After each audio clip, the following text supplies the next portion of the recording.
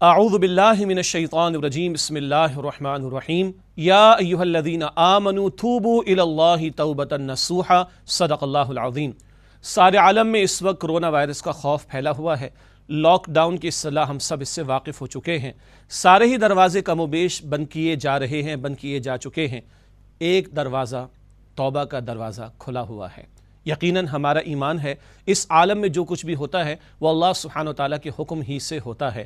ہمارا یہ بھی ایمان ہے کہ اللہ کے حکم کے بغیر کوئی پتہ بھی حرکت نہیں کر سکتا۔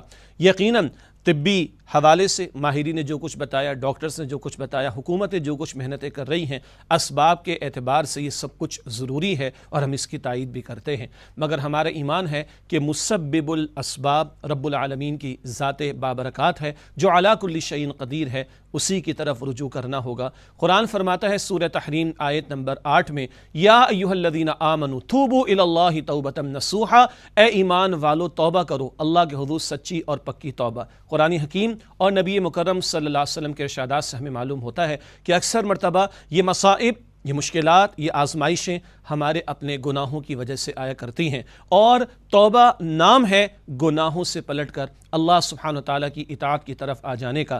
سب کچھ ضرور کرنا ہے مگر سب سے بڑھ کر اپنے رب کو راضی کرنے کی کوشش کرنی ہے، اس کی طرف پلٹنا ہے، اس کی طرف رجوع کرنا ہے، اس کے حضور توبہ کرنی ہے۔ مگر توبوا الی اللہ توبۃ نصوحا، اللہ فرما رہا ہے کہ سچی اور پکی توبہ کرو، گناہوں کو چھوڑنا، نافرمانیوں کو چھوڑنا اور اللہ کی ناپسندیدہ باتوں کو چھوڑ کر اطاعت کی طرف آ جانا، جھک جانا، رونا، گڑ گڑانا، یہی اللہ سبحانہ و تعالیٰ کی پکار ہے۔ اللہ مجھے، آپ کو، ہم سب کو سچی پکی توبہ انفرادی سطح پر، اجتماعی سطح پر کرنے کی توفیق عطا فرمائے، آمین یا رب العالمین۔ وآخر دعوانا الحمد للہ رب العالمین، والسلام علیکم ورحمۃ اللہ وبرکاتہ۔